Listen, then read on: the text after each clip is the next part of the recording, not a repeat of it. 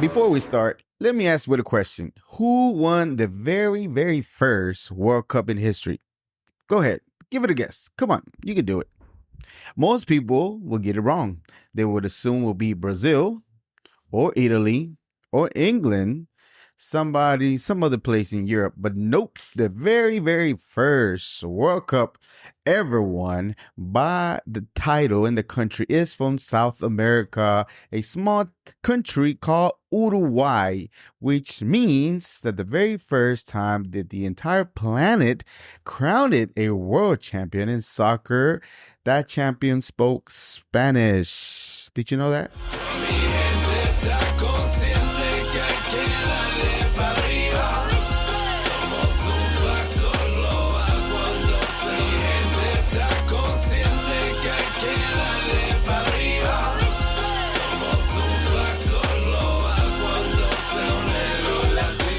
Vamos a empezar. Welcome, you and all, to another episode of the Global Latin Factor podcast, where we talk about Latino everything. I am your host, Crispin Valentin.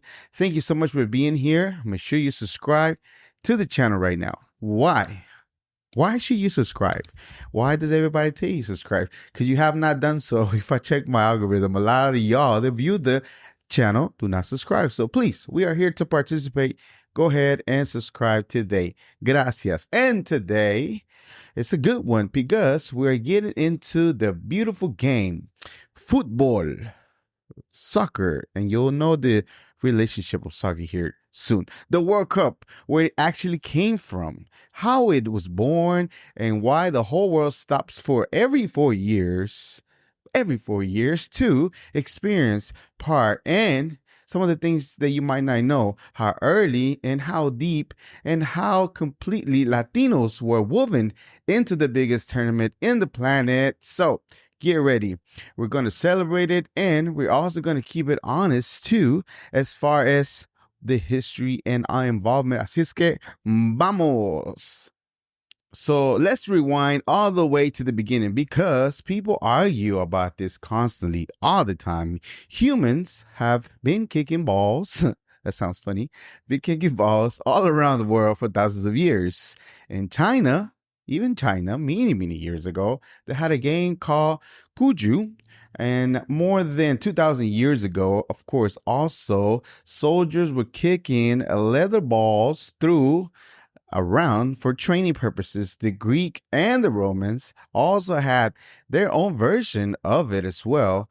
Nobody really invented the idea of pulling a ball and playing around and kicking around. The instinct is older than most of us and most of the things that we think about when it began. But here's the part where it will make everybody sit up because it happened right here in our own hemisphere, long before Europe, long before England, long before any single rule. Our ancestors were already playing one of the oldest organized ball games in the planet. The Aztecs called it ōllamaliztli, and short for ōlli, which means rubber.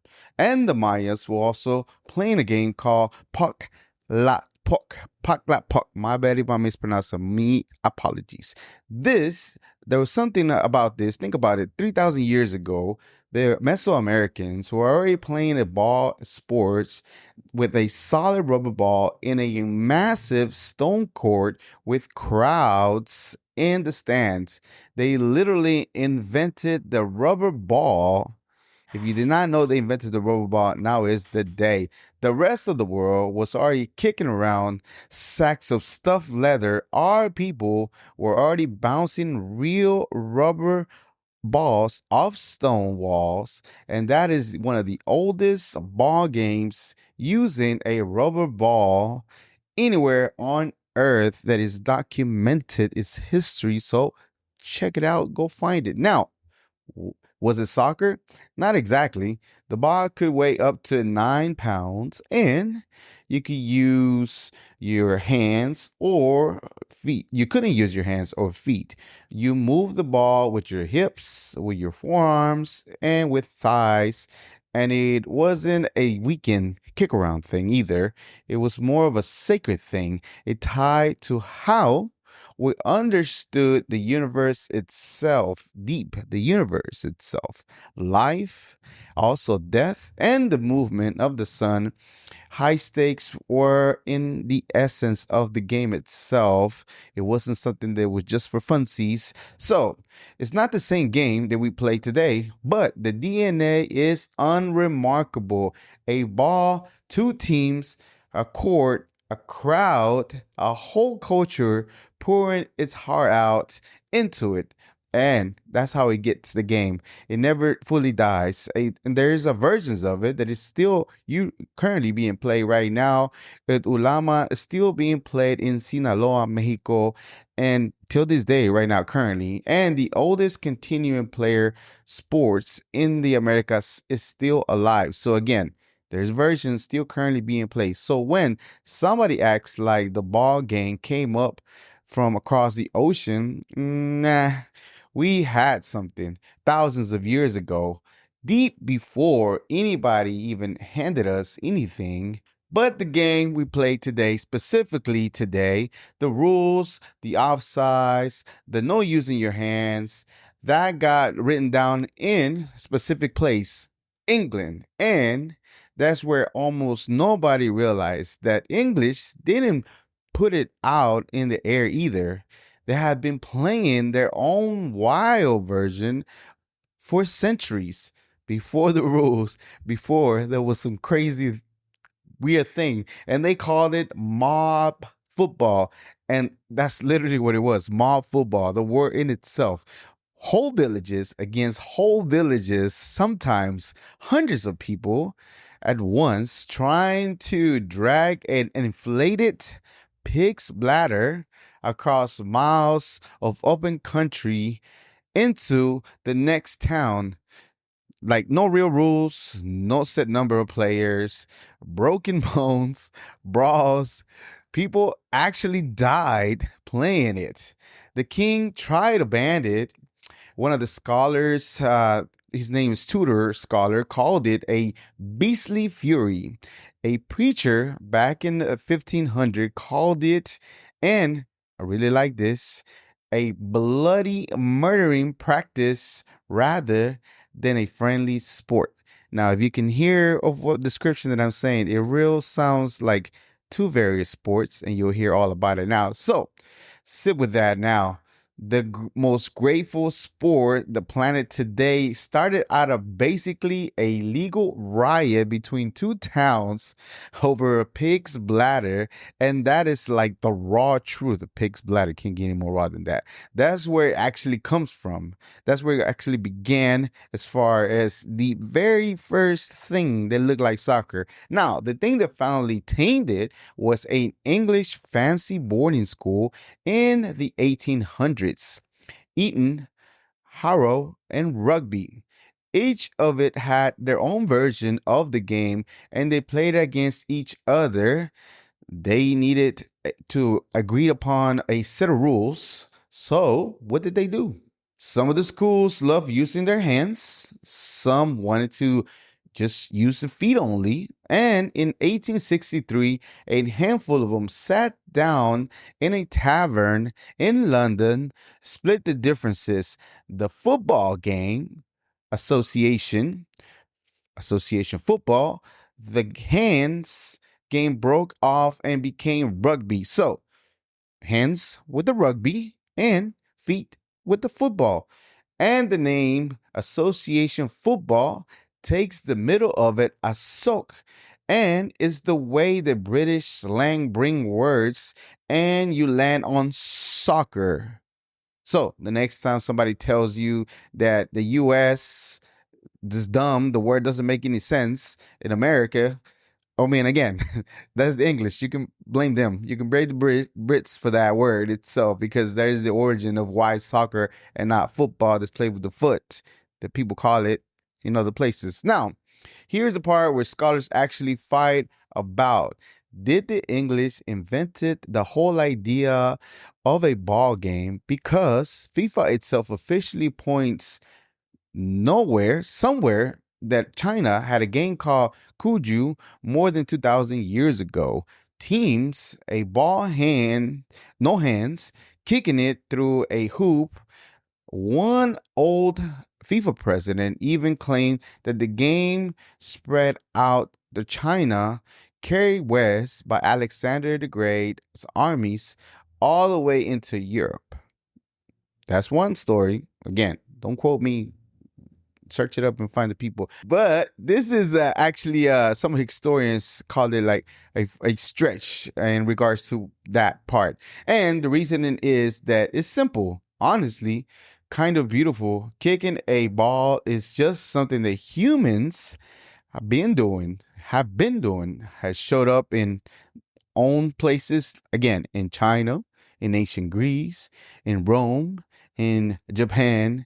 And it's just like something that we talked about right now. And even here in the Americas, thousands of years that we talked about rubber balls already and stone courts. There hasn't been like a single thread, a connection to where it actually came from. It bloomed pretty much everywhere independently because it's just something that we have as far as an urge to do. It's the history of it. So eventually somebody took it upon themselves and created something like that. So here's the real truth according to scholars. England didn't borrow soccer from anybody. They just finally wrote the rules of their own version of the game humans have been playing forever. And that's exactly the logic behind it, that nobody really handed the ball down or anything like that. There was no borrowing ideas. They were just had and created something from they were been doing for a long time without using their hands. And again, they picked up the pen and wrote down the rules. Now, the game spreading across the world, eventually you needed to get something as far as the way to run it. And this is where the question gets to, where has there always been a FIFA? Has there always been somebody that set the rules? No. For about 40 years, there was no global referee at all. England had its own rules. Other countries had their own start of how to play, and everybody kind of did their own thing. They didn't really have a particular standard set of rules. Then, in 1904, 7 European countries got together in Paris and created FIFA. What does that mean? The Fédération Internationale de Football Association, FIFA. One body ran the international games, one solid body that ran all the international game. And here's the irony of it all that tells you everything. England, the country that literally wrote the rule book, didn't even join at first. Too proud? Maybe. The whole attitude was, we invented this. Why would we need to be part of the committee? That's funny too, by the way. Very English. They came around eventually a couple years later, and FIFA, started without them. And here's the irony that tells you everything. England, the country that literally wrote the rule book, didn't even join at first. Too proud? The whole attitude was, we invented this. Why do we need a committee? They came around eventually and completed a couple years later, but FIFA started without them. So the game came first, FIFA came after, and the World Cup. The big stage, the big stage, one that we stopped for our lives and didn't show up until 1930s. And that's, mi gente, is where the story really kicks off. Okay, so in 1930, the first World Cup ever, I wanted to really, really, really remember this. Not London. It wasn't played in London. It wasn't played in Rome. It wasn't played in Paris. They held the very, very, very first World Cup in history in Uruguay, South America, Latino America. Why Uruguay? A few reasons why. there was a good ones. For example, Uruguay was the best team in the planet at that time. They had just won the Olympic gold twice in a row, and the country was celebrating 100 years of its constitution. And here's the other part: Uruguay offered to pay everything, travel, hotel, all of it. Even build brand new stadium from scratch just to have the tournament in el Estadio Centenario. Now, getting Europe to show up, it was a whole drama, you know. I mean, literally, back in the days, 1930. Think about it. The trip was, over a week in boat, and the world was, just kind of sort of dealing with the Great Depression still, and a lot of European teams was too far for them to, and too expensive to make the trip. And at the end, only 4 of them made the journey to the World Cup in Uruguay in 1930. So picture the field: 13 teams, 7 of them, more than half of them were Americas, from the Americas. We have Argentina, Brazil, Bolivia, Chile, Mexico, Paraguay, Peru, the United States, and the host, Uruguay. Once again, more than half of the first World Cup teams in history were from the Americas.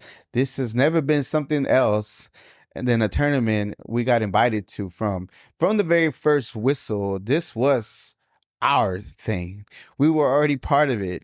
We literally had some of the most teams that was there. Yes, maybe it was regional, geographical. We were there. And here's the detail that gives you chills. The very first goal ever scored in the World Cup history was scored against Mexico. Dang. On the opening day of July 13, 1930. So we were there from the very first minute, literally part of the very first World Cup history page ever. Then you get to the finals, and almost too perfect, Uruguay versus Argentina, 2 South American rivals going head to head for the very first world title ever. 93,000 people packed into one stadium in Montevideo. Argentina actually led it 2-1 at halftime, but at the second half, Uruguay came roaring back, and they won 4-2. Uruguay, the very first World Cup champions in the history of the World Cup. A game that began in England. The next day, the whole country declared national holiday, and the whole place shut down just to celebrate the champion, the very first one in the entire globe itself. So let's put that pin right there, that we've been part of this from the very first World Cup that hosted by Latin America to most of the teams that have actually won. Biggest winners have been from the Americas, champions. The entire sport has been full with Latin American nations. This is not just a footnote. This is literally how many and how far of a foundation we have within the World Cup. And here's something that some people might not know.